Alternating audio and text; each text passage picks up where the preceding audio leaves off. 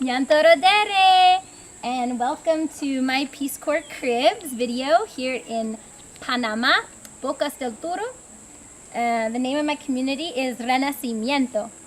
And right now we're going to show you the outdoors of my casa, my ha, which is how you say house in Noberry, the local dialect. This is Nibitigwe, Nyarako Sandia. This is a cow, my next door neighbor cow, that's name is Watermelon. And she loves licking salty skin, which we always have here because we're always sweating. It's so hot. So let's get started. Behind me you can see the chicken coop that Chiro Bidigaribo, Paraletigwe, my boyfriend Preston, helped paint. On the door is a chicken, but you can't see it because the door is open. But that's where my 3 chickens and my 1 duck sleep at night. The rest of the day they just spend foraging. You'll see them in a little bit. So let's get started. Over here. This is kind of the entrance to the house. If you keep going down this pathway that way, it leads to the main road. And going left leads to the rest of the community. And here we have kind of the outside view of the house, the bathroom. I planted all these sunflower bushes. The garden. This is this plant on the stairwell is Carnavalia, which helps with leaf cutter ants. They eat the leaves and then they bring it back to their colonies and it kills the colony, which is really sad, but then you don't have ant problems. And the house. So, welcome. Here we have a little tomato plant growing. It's been really difficult growing tomatoes here, but I think I finally found the perfect spot that has enough sun and it gets some rain. So that's good. This is the hammock I learned how to make, so I actually made this for the house.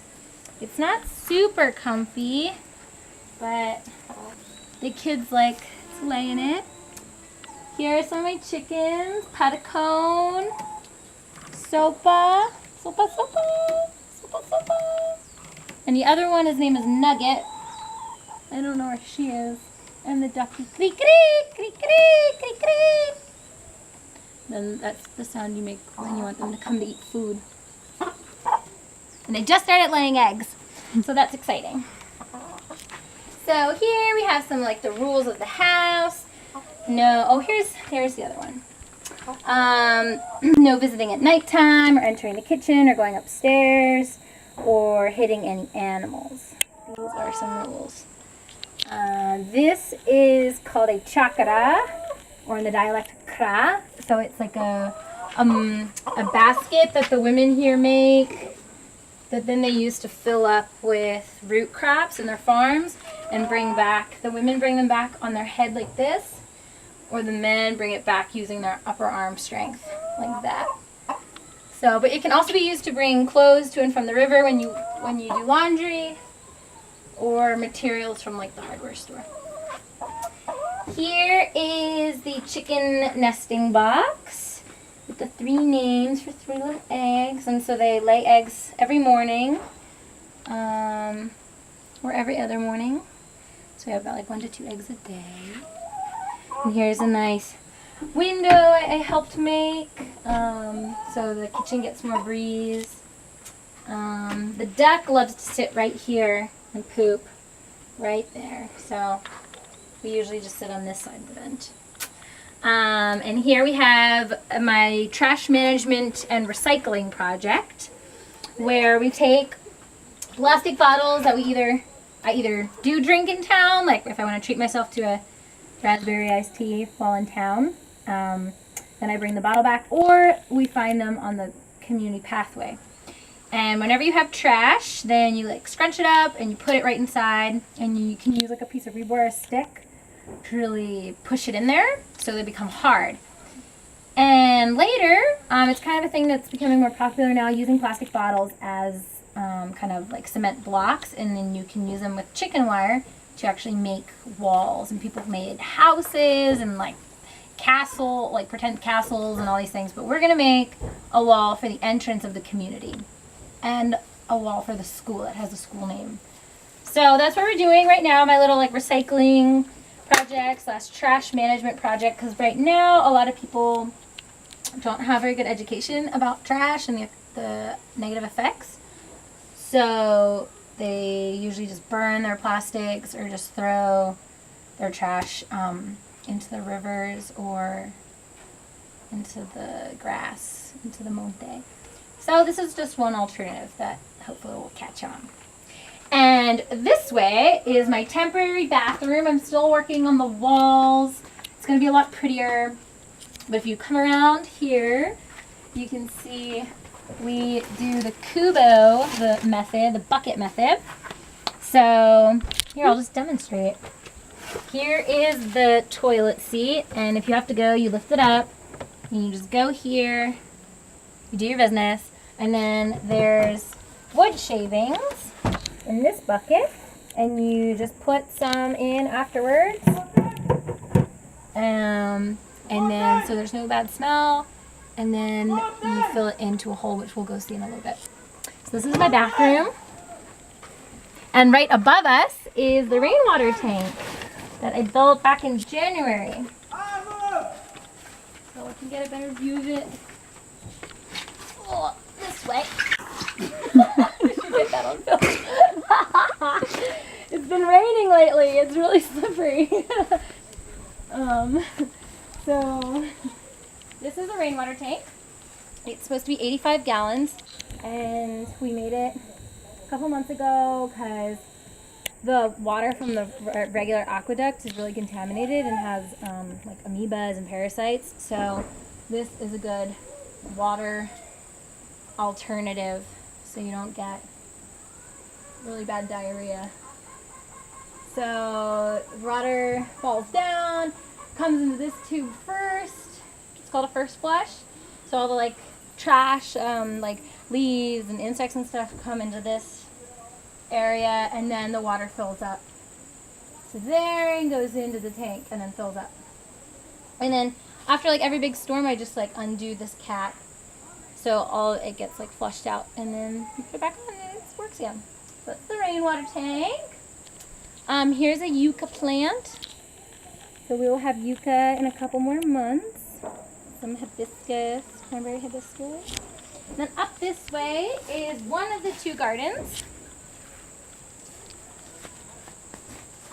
This garden is the bigger thing. So we have in the top row sweet melons, in the middle row watermelons, and in this bottom area sweet potatoes. So, so nothing's grown yet. It's all still flowering and growing, but hopefully in a couple months we'll have some melons to enjoy. And in the other garden,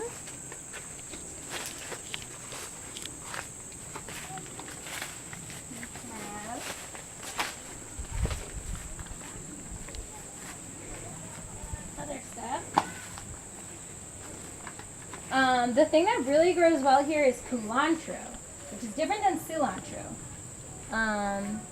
But it grows naturally here, so obviously it's doing like the best.